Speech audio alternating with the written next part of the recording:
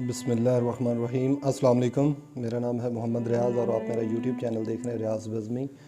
खुश आमदीद। जैसा कि आप लोग जानते हैं कि इल्म और अदब के हवाले से मुख्तलिफ़ मौज़ूआत पर जो है वो मैं वीडियो बनाता रहता हूँ। मौज़ूआत का तनव्वुर जो है वो सिर्फ़ इसी वजह से है ताकि लोग एक ही मौज़ू पे अगर हर रोज़ बात की जाए तो उकताहट का बंदा शिकार हो जाता है। तो आज इसी सिलसिले में तफ़हीम कलाम गालिब की एक गज़ल लेकर आपके सामने हाज़िर हुआ हूँ।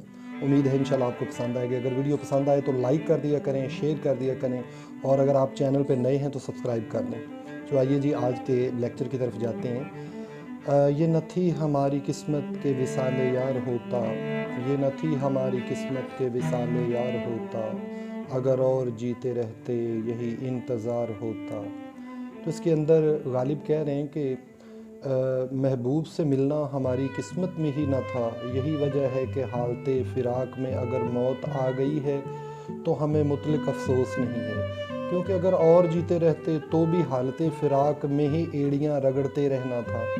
तो देखा जाए तो इस शेर के अंदर जो बुनियादी तसव्वुर है वो शिकायत महरूमी किस्मत है। दूसरा शेर है, तेरे वादे पे जिए हम तो ये जान झूठ जाना, तेरे वादे पे जिए हम तो ये जान झूठ जाना, कि खुशी से मर न जाते अगर एतबार होता। तो बुनियादी तसव्वुर जो यहाँ पे हमें नज़र आ रहा है वो अदम एतबार वादा है। तो शायर के कहने का मकसद है कि महबूब अगर तू ये समझता है कि हम तेरे वादे पे जी रहे हैं या हमें इस बात का एतबार था कि तू अपना वादा जो है वो निभाएगा, तो ये तेरी गलत फहमी है। क्योंकि अगर मुझे तेरे वादे को वफ़ा करना या अगर तुझे वादा वफ़ा करना आता होता तो यकीनन खुशी से जो है वो हमारी मौत हो जाती। तो यहाँ पे उशाक ने एक रवायती जो मज़मून है उर्दू शायरी का कि जो अपना महबूब होते हैं वो आम तौर पे अपना वादा जो है वो वफ़ा करना नहीं जानते हैं। तीसरा शेर है, तेरी नाजुकी से जाना कि बंधा था अहद बूदा, तेरी नाजुकी से जाना कि बंधा था अहद बूदा, कभी तू ना तोड़ सकता अगर उस्तवार होता। तो यहाँ पे वो कह रहे हैं कि महबूब अगर तूने हमसे जो है वो अहद को बांध कर तोड़ दिया है तो इसमें तेरा कोई कसूर नहीं है। वजह ये है कि ये अहद ही बहुत कमज़ोर बंधा था, अगर वो मजबूत होता तो तू भी कभी उसे ना तोड़ सकता। तो यहाँ पे अगर देखा जाए तो इस शेर में गालिब की जो नज़ाकत ख़याल है वो माशूक़ की नज़ाकत से भी ज़्यादा काबिल तहसीन है। और अगर देखा जाए तो इस शेर के अंदर जो बुनियादी तसव्वुर उभर कर सामने आता है वो अदम उस्तवारी अहद है। चौथा शेर है जी के, कोई मेरे दिल से पूछे तेरे तीरे नीम कश को, तीर से मुराद तीर है और नीम कश कहते हैं आधा खींचा हुआ, यानी कि कमान को आधा खींच कर जो है वो चलाया हुआ तीर, ये खलिश कहाँ से होती जो जिगर के पार होता। कोई मेरे दिल से पूछे तेरे तीरे नीम कश को, ये खलिश कहाँ से होती जो जिगर के पार होता। यानी कि वो कह रहा है कि ए महबूब तूने मुझ पर आधी कमान खींच कर जो है वो तीर चलाया है, तो यही वजह है कि ये जिगर के आर पार नहीं हुआ। आम तौर पे जो तीर पूरी कमान खींचकर और पूरे ज़ोर से खींचकर शिकार पर मारा जाए तो वो आर पार हो जाता है, और यही वजह हुई कि ये तेरा आधा खींचा हुआ तीर जो है वो जिगर के पार ना हो सका।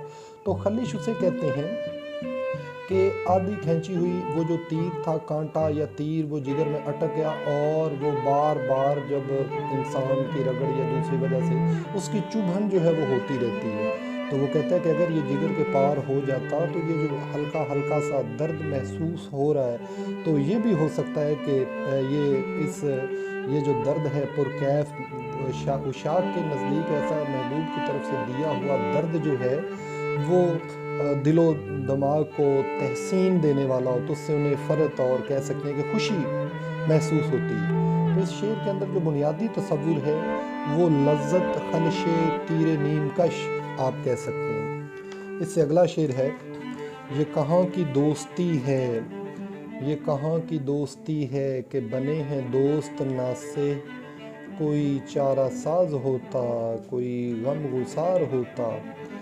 تو یہاں پہ وہ کہہ رہے ہیں کہ میرے دوست بھی بڑی عجیب طبیعت کے ہیں کہ وہ ناصحانہ انداز کے اندر انہوں نے جو ہے وہ مجھے ہی سمجھانا شروع کر دیا، حالانکہ ہونا تو یہ چاہیے تھا کہ انہیں میرا جو عشق ہے اس کی کوئی دوا کرتے، یعنی کہ مجھے میرے محبوب سے کچھ چارہ سازی کا مطلب یہاں پہ یہی ہے کہ محبوب سے جو ہے وہ وصال کے جو لمحات ہیں وہ میسر کر دیتے، میرا مجھ سے محبوب سے ملنے کا کوئی سامان میسر کر دیتے، لیکن انہوں نے جو ہے وہ الٹا مجھے ہی سمجھانا شروع کر دیا۔